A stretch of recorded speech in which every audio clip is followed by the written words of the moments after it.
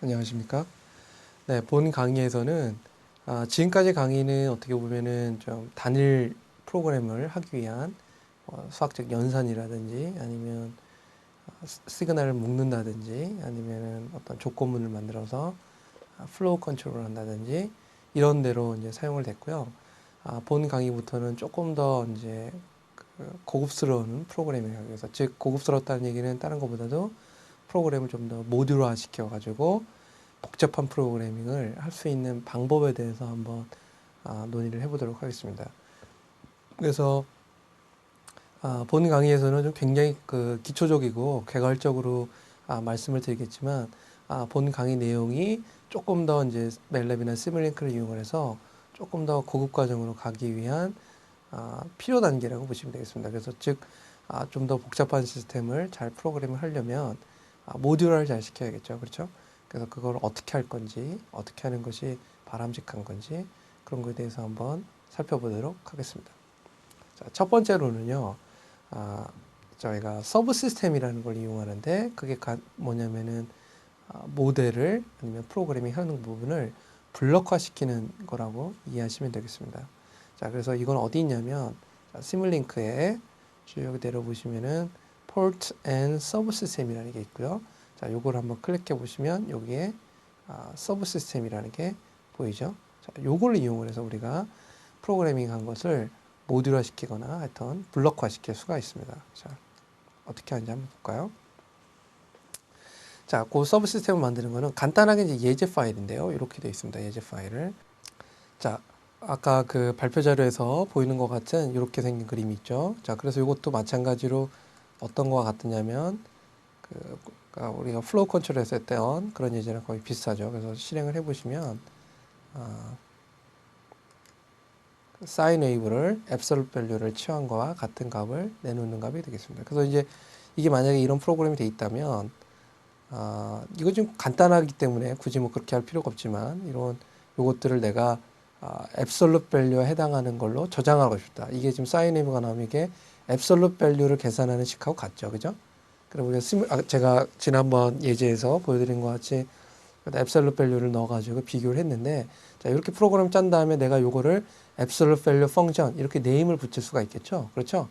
자, 그렇게 하고 싶다는 거죠. 자, 그럴 경우에 어떻게 하냐면, 자, 이렇게 선택을 한 다음에 내가 관심 있는 부분을 클릭을 한 다음에, 자, 오른쪽 버튼을 눌러보시면, 자, 여기서 Create Subsystem이라는 게 있습니다. 그래서 Create Subsystem이라는 걸 클릭을 하면 얘가 자동으로 지금 모여있는 함수들이 이렇게 한 블록으로 표현이 되죠. 그렇죠? 자, 그럼 이걸 보고 싶으면 어떻게 하냐면 이걸 더블 클릭하면 이 부분이 나와 있죠. 그렇죠? 자, 이렇게 이제 구성이 되어 있습니다. 그래서 내가 이거를 어떻게 하고 싶냐면 얘가 결국 뭐 하는 함수냐? 앱솔루트 밸류를 계산하는 거다. 그래서 앱솔루트 밸류를 계산하는 함수 또는 뭐 앱솔루트 밸류를 계산하는 함수 이렇게 펑션 이렇게 넣으면은 되겠죠. 그렇죠? 그래서 사용자는 이게 안에 뭐가 있는지 모르겠지만 이거를 라이브러리화 시킨다 그러면 앱솔루트 밸류 펑션이구나 드래그에다 갖다 쓰면 되겠죠. 그렇죠?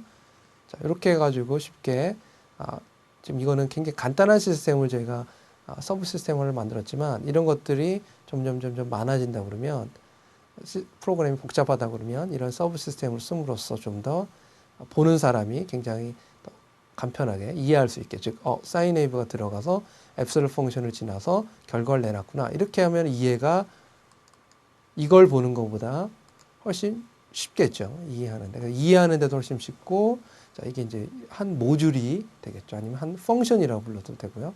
이렇게 구성이 되는 게 서브 시스템을 이용하는 예제가 되겠습니다.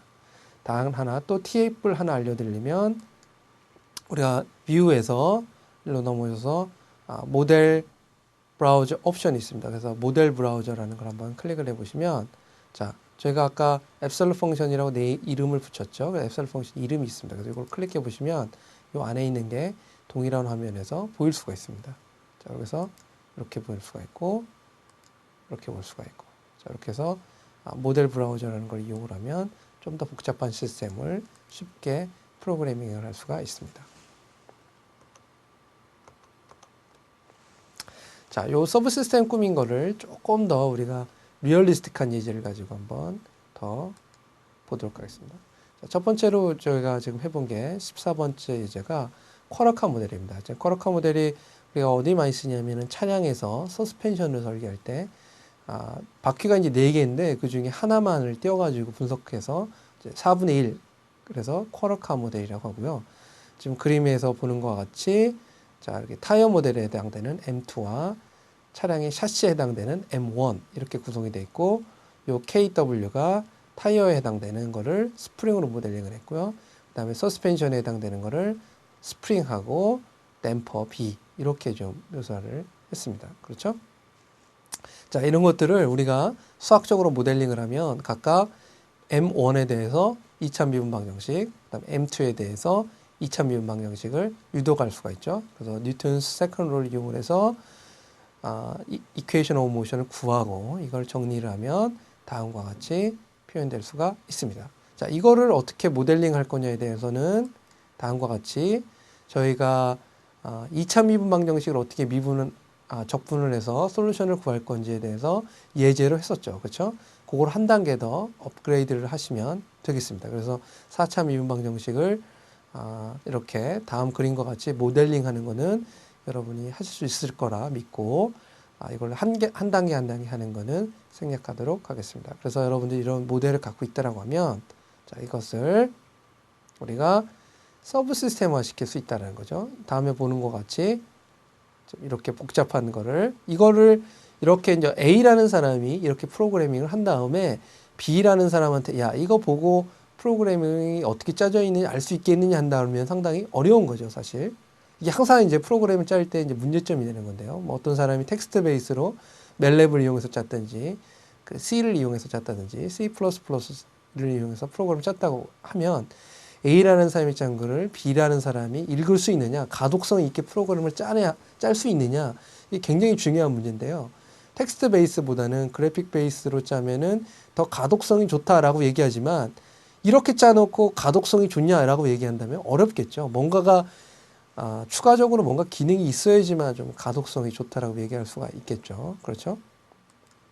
자, 그렇게 해서 할 수 있는 게 다음 그림과 같이 이렇게 서브 시스템을 만들어 놓은 다음에 이거는 타이어 윗부분이니까 스프렁 매스 시스템. 요거는 그 이름을 언스프렁 매스 시스템. 이런 식으로 이름을 넣어 준다면 요거는 타이어 모델에 해당되는 거구나. 요거는 샤시를 포함한 그 서스펜션 윗단에 있는 모델링이 되겠구나. 자, 이런 식으로 이름을 달아주면은 우선은 프로그램의 구조를 이해할 수 있겠죠. 그렇죠? 그 다음에 프로그램의 구조를 이해하고, 자, 그러면은 타이어 모델을 어떻게 했는지 볼까? 할 때는 더블 클릭을 해서 어떻게 구성되어 있는지를 본다든지 아니면 아까 제가 보여드렸듯이 뷰에서 모델 브라우저를 써서 한다 보면 더 잘할 수가 있겠죠. 자, 간단하게 이 예제를 한번 보면요.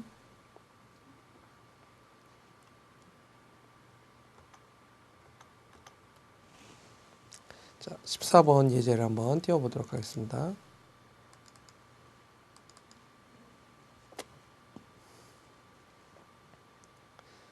자, 이렇게 되어 있는 게 아까 프로그램이 된 거고요. 요거를 서브 시스템으로 만든다 그러면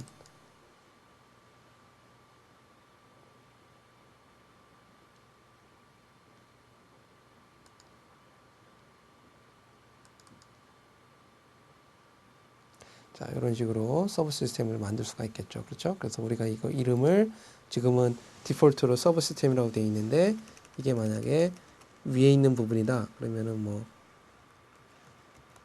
스프렁 매스에 대한 이퀘이션이고 이게 만약에 언스프렁 매스에 대한 거라면 이렇게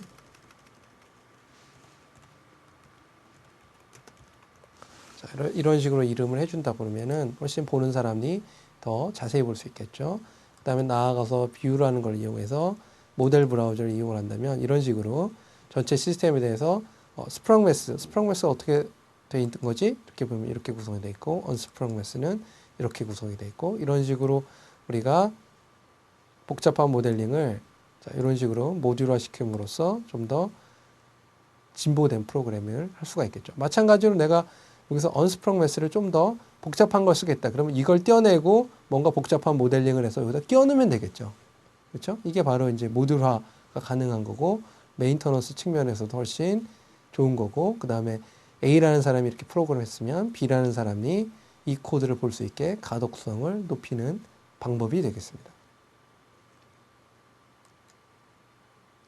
자, 그 다음에 마지막으로 이 프로그램에 이러한 파라미터가 있겠죠. 아까 모델링한 파라미터들이 있으면 파라미터들은 어떻게 하라고 했죠? 이것도 마찬가지로 인터널인 거와 익스터널인 거를 분리하라고 했죠. 그 분리를 어떻게 하냐면 M 스크립을 써가지고, 그렇죠? 지금과 같이 텍스트 에디터를 띄워가지고 각 파라미터에 해당되는 부분을 별도로 만들어서 변수를 지정해 놓고 시뮬링크로치한 코드를 수행하기 전에 이 M 스크립을 런 시켜가지고 각 변수에 대한 그 값을 할당을 시키고 그 다음에 런을 시키면 좋겠죠.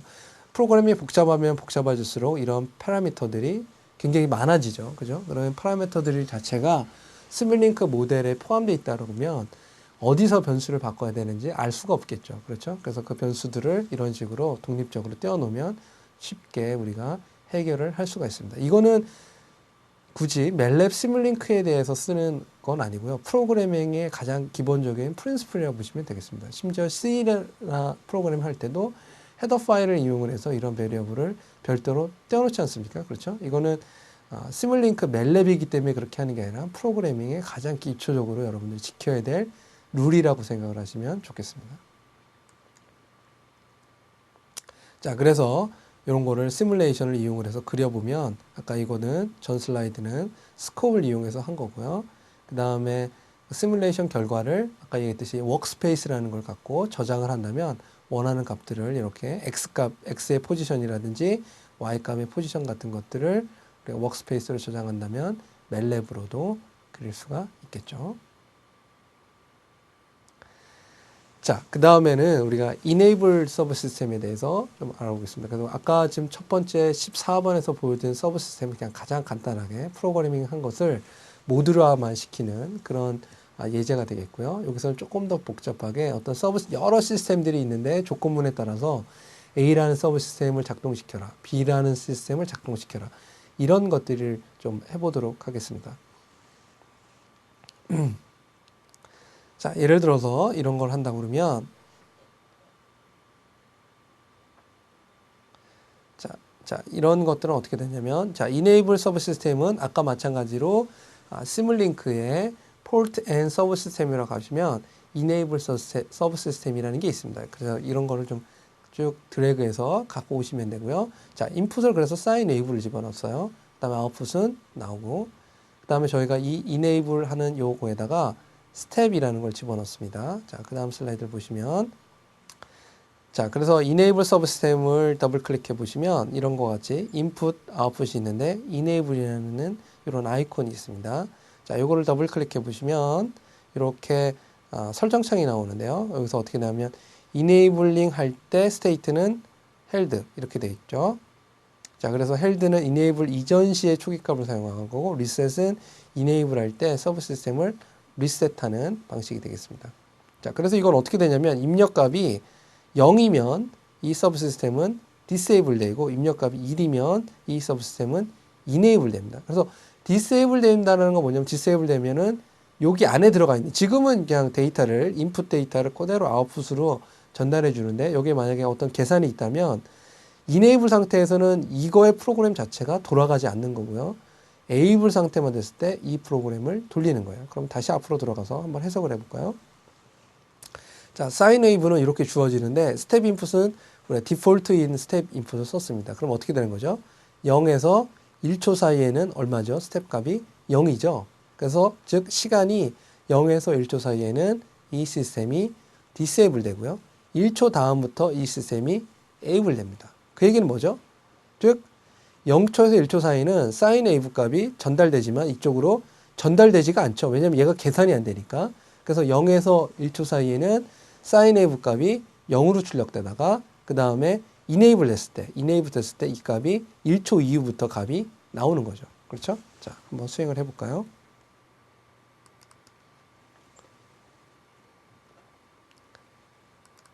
스코프를 더블 클릭하시고요. 자, 이걸 한번 수행을 해보면 자 이렇게 나왔습니다. 그래서 금방 설명드렸듯이 자, 스텝에서 트리거링을 이쪽에 뭐 그 어떤 이네이블 할 건지 디세이블 할 건지를 결정지는 커맨드에 해당이 되겠죠.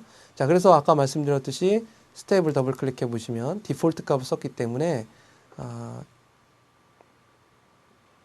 보시는 바와 같이 스텝 타임이 1초로 되어 있습니다. 그래서 즉 0초에서 1초 사이에는 값이 0이 나오죠. 자, 그래서 보시면은 0초에서 1초 사이에는 사인 값이 나오는 게 아니라 시스템이 디세이블 되어 있기 때문에 0 값이 가다가 1초가 됐을 때 시스템이 이네이블 되니까 사인 값이 출력이 되죠. 그렇죠? 이런 거를 한번 해봤습니다. 네, 다음 예제로는 초음파 센서를 사용하기에 대해서 한번 살펴보도록 하겠습니다. 자, 초음파 센서는 우선 시그널을 보낸 다음에 방향 시간을 측정해서 거리를 추정하는 센서로서 사각파의 길이를 측정해서 거리를 환산합니다. 다음과 같이 보시면 첫 번째 모듈을 트리거링을 해서 이렇게 펄스를 보내면 초음파 센서의 송신부에서 A 사이클의 소닉 그 시그널들을 보내게 되죠. 그래서 돌아오는 시그널들을 측정을 해서 돌아오는 시그널의 이 펄스, 이 사각파의 길이를 측정해서 거리를 환산하게 됩니다. 그러면은 이제 저희가 좀 살펴봐야 될 게 요 폭을 어떻게 잴 것이냐라는 거에 대해서 한번 살펴봐야겠죠. 그거에 대해서 한번 구체적으로 한번 알아보겠습니다. 자, 여기 그 예제 16을 보시면 어떻게 구성이 되어 있냐면 첫 번째 펄스 제너레이터가 있습니다. 저희가 이제 나중에는 실질적인 초음파 센서를 이용을 해서 펄스를 측정을 할 텐데 지금은 하드웨어와 연결되어 있지 않기 때문에 그거를 어떻게 할 거냐면 우리가 임의로 펄스를 만들 예정입니다. 그래서 임의로 펄스를 만들고 요거를 실질적으로 잘 측정이 되는지, 펄스의 폭이 잘 측정이 되는지를 한번 살펴보도록 하겠습니다. 자, 그래서 요거 펄스를 어떻게 되냐면, 자, 첫 번째는 우리가 이네이블 시스템하고 또 트리거 서브 시스템하고 두 개를 이용할 텐데요. 자, 이네이블 서브 시스템을 보시면 어떻게 되냐면, 펄스가 제너레이트 돼서 이렇게 되어 있습니다. 그래서 무슨 얘기냐면, 펄스가 로우일 때는, 지금 여기 보시면은, 다시 한번 일로 돌아갈까요? 자, 우리가 되면, 이게 펄스를 이제 우리가 로우나 펄스를 하이라고 부를 텐데, 펄스가 로우일 때는 아무런 거 할 필요가 없죠. 그죠? 펄스가 로우일 때 뭐 프로그램을 돌릴 필요는 없고, 프로그램이, 시그널이 하이일 때만 이 폭이 얼마인지만 재면 되겠죠. 그죠? 왜냐면 이 시그널이 언제 또 올지도 모르는 거고, 그러니까 로우일 때는 작동 안 하다가 하이 시그널이 켜졌을 때만 계속 이걸 모니터링해서 얘가 얼마나 오래 켜져 있는지만 측정을 하면 되겠죠. 그렇죠? 자, 그런 아이디어를 이용해서요. 자, 펄스가 온다 그러면 아까 얘기했듯이 이 이네이블 서브 시스템을 쓰면 어떻게 되죠? 펄스가 로우일 때는 이네이블 시스템이 작동되지 않죠. 그렇죠? 아예 움직이질 않습니다. 그래서 계속 0으로 가만히 있다가 자, 펄스가 하이로 켜졌을 때만 이네이블 시스템이 작동이 되죠. 그죠? 자, 작동이 되는데 그 다음에는 어떻게 할 거냐면 카운터 프리 러닝을 이용할 겁니다. 무슨 얘기냐면 우리가 폭을 주고 계속 하이인 게 몇 초인지 내가 만약에 1ms를 주기로 해서 계속 카운팅을 해라 그랬는데 이 카운터가 10을 셌어요. 그러면 어떻게 되는 거죠? 1ms 곱하기 10 해서 10ms 동안 하이가 켜져 있는 거죠. 그렇죠? 자, 그런 방식으로 우리가 진폭을, 주기의 폭을 잴 수가 있겠죠. 자, 그렇게 해서 하시면 되겠고요. 자, 그 다음에, 자, 트리거를 쓰는 이유는 우리가 어떻게 되는 거냐면, 이 폭을 어떻게 되냐면은, 자, 계속 카운터 하다가, 자, 타이가 트리거에서 썼는 트리거가 어떨 때냐 보면, 자, 이 트리거 시그널을 더블 클릭해 보시면은, 트리거의 타입이 어떻게 되냐면, 폴링일 때만 시그널을 이쪽으로 보내주라는 거거든요. 자, 그렇게 하면 어떻게 되냐면은, 계속 하이가 켜졌어요. 하이가 켜지면, 어떻게 되죠? 카운터만 계속 들어가죠. 그죠? 카운터만 숫자를 계속 셉니다. 계속 세다가, 얘가 로우로 떨어지는 순간 이 트리거가 작동이 돼서 지금까지 쌓였던 카운터를 계산을 해서 이쪽으로 보내주게 되는 거죠. 자, 다시 한번 좀 설명을 드리면 자, 첫 번째 자, 시그널이 로우입니다. 로우면 이네이블에는 디세이블이죠. 계산 안 합니다. 그러다가 얘가 하이가 됐을 때 이네이블이 돼서 쭉 카운터를 이용을 해서 이게 하이가 몇 번이 켜져 있는지 계속 세죠. 계속 세다가 트리거 시스템은 폴링 할 때 트리거가 되죠. 그래서 쭉 카운터를 세다가 트리거 시스템이 폴링 됐을 때 지금까지 셌던 카운터를 합산을 해서 보내주게 되는 거죠. 그러면은 이 펄스의 진폭을 잴 수가 있겠죠.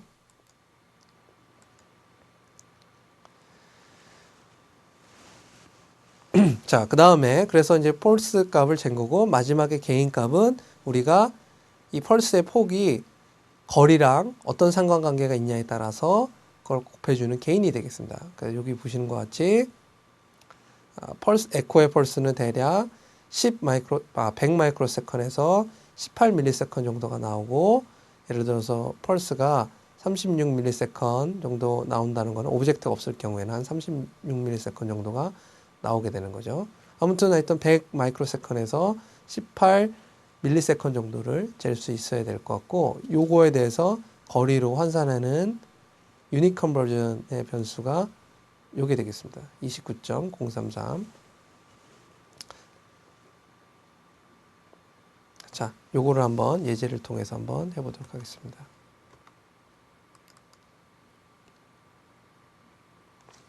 자, 여기 금방 프로그래밍을 한 거고요. 자, 우리가 펄스 제너레이터를 보시면 자, 앰플리튜드가 1이고 피리어드는 0.01이고 펄스 위드스는 10%인 시그널을 보내도록 하겠습니다. 자, 그 다음에 런을 해보시면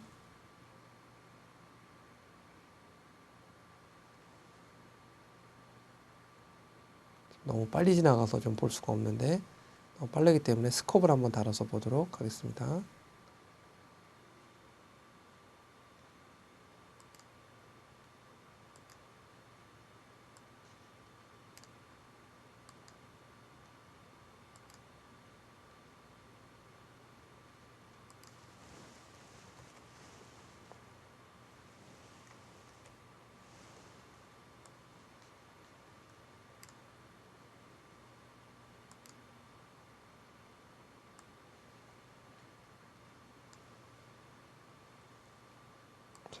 스코프이라는 걸 이렇게 붙였고요.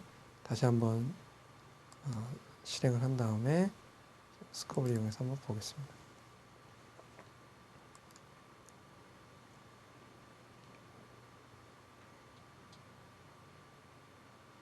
자, 그래서 지금 펄스가 동일한 펄스가 나오기 때문에 거리로 31이라는 값이 계속 출력이 됐죠. 자, 그래서 이제 실질적으로 실험을 할 때는 이 펄스 제너레이터에서 이 펄스가 가변으로 나오기 때문에 거리가 달라짐에 따라서 펄스가 가변으로 나오기 때문에 이렇게 가변으로 나오면 아마 나중에 확인하실 게 됩니다. 그래서 이 프로그램은요, 꼭 요거 여기에서만 쓰이는 게 아니고 나중에 우리가 실제 초음파 센서를 이용을 해서 거리를 측정할 때 다시 이용을 할 프로그램이 되겠습니다.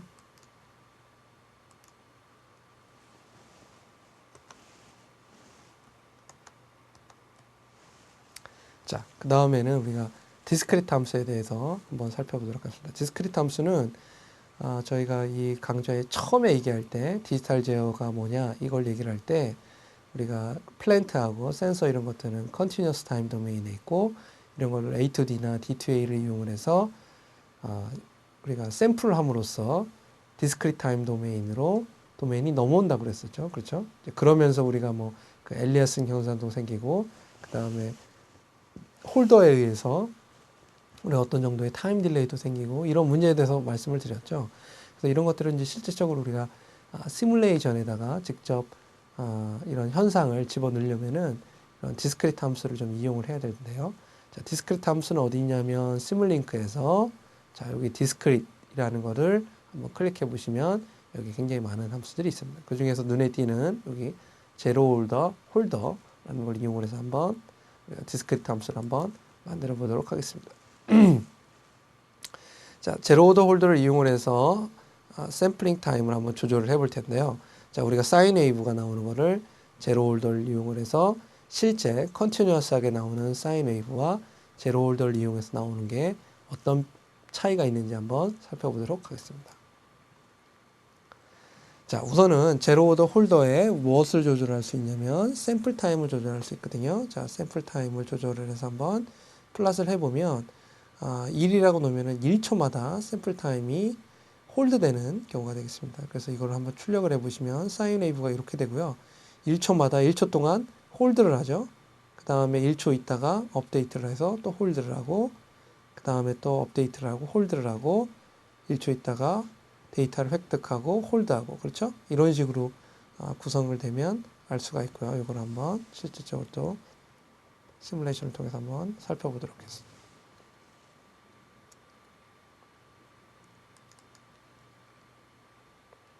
자, 여기 우리가 프로그래밍을 한 거고요. 자, 결과를 보기 위해서 스코프를 더블 클릭하고,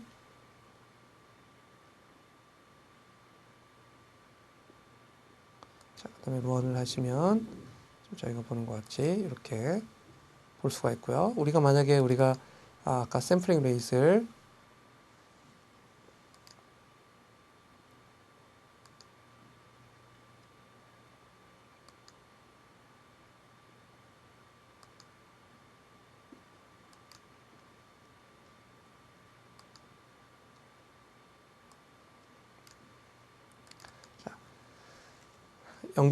만약에 0.1초로 바꾼다 그러면요.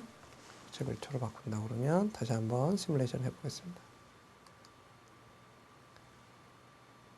자, 이렇게 보시면 상당히 좀 근사하게 돼 있죠. 그렇죠? 그래서 당연히 지난번에 말씀드렸듯이 샘플링 레이트 자체를 굉장히 작게 가져갈수록 컨티뉴어스 시스템하고 비슷해짐을 알 수 있죠. 그렇죠? 그렇지만은 이런 샘플링 레이트를 증가한다는 건 결국은 코스트가 증가가 되겠죠. 그렇죠? 그래서 내가 퍼포먼스냐 코스트냐 이런 선택의 문제가 되는데, 하여튼 제로 오더 홀더를 이용해서 굉장히 샘플링 레이트를 작게 하는 경우에는 컨티뉴어스 시스템하고 비슷해짐을 알 수가 있고요. 조금 더 확대해서 볼까요? 자, 그래도 계단 형태로 돼 있죠. 그렇지만 이거는 이제 0.1초마다 획득이 되는 예제가 되겠습니다. 그래서 이렇게 컨티뉴어스 시스템을 이렇게 디스컨티뉴하게 아니면 디스크리트 시스템으로 만들 수 있는 블럭에 대해서 제로 오더 홀더를 이용해서 하는 방법에 대해서 한번 살펴봤습니다. 자, 그 다음에 마지막 예제가 되겠습니다. 자, 간단하게 우리가 2차 유차 제어 시스템을 한번 구현해 보도록 하겠습니다. 자, 이런 식으로 이제 우리가 이렇게 해서 물이 나오고요. 이런 식으로 이제 수조가 이렇게 생겼고요. 자, 요거를 우리가 간단하게 모델링을 한다면 이런 식으로 2차 미분 방정식으로 유도를 할 수가 있고요. 자, 요걸 어떻게 표현할 것이냐? 자, 요거는 우리가 자, 이렇게 돼 있으면 아까 말씀드렸듯이 인티그레이터를 이용을 해서 적분을 해서 솔루션을 구할 수가 있고요. 시스템 다이나믹스라든지 아니면 제어라든지 이런 것들을 배우신 분들은 간단하게 상태 방정식을 이용해서 요거를 간단하게 구현을 할 수가 있고요. 자, 구현했을 경우에 자, 그 다음에 우리가 디스크리트하게 하려니까 자, 신호 자체를 받아와서 제로 오더 홀더를 이용을 해서 디스크리타이즈를 시키고요. 자, 디스크리타이즈 한 상태에서 우리가 디스크리트 타임 도메인에서의 PID 지역을 다음과 같이 설계를 할 수가 있죠. 자, 그 다음에 우리가 각 제로 오더 홀더에 0.1초로 한다든지 뭐 0.2초로 한다든지 A2D, D2A나 아니면 센서의 퍼포먼스에 따라서 아니면 컨트롤러의 컴퓨테이션 사이클에 따라서 제로 홀더에 대한 값을 결정을 하시고요. 자, 그 다음에 런 하면은 다음과 같이 구하실 수가 있습니다. 당연히 여기 나와 있는 PID의 개인에 따라서 당연히 이 나오는 플랫 값의 성능들이 달라지겠죠. 그렇지만 간단하게 우리가 컨티뉴어스 시스템이 되어 있는 것을 디스크리트 타임 도메인으로 미믹하는 방법에 대해서 그 다음에 PID 개인을 튜닝을 해서 우리가 원하는 값을 만드는 법에 대해서 살펴봤습니다. 자, 이상으로 우리가 시뮬링크에 대해서 기초 및 응용에 대해서 살펴봤습니다. 네, 감사합니다.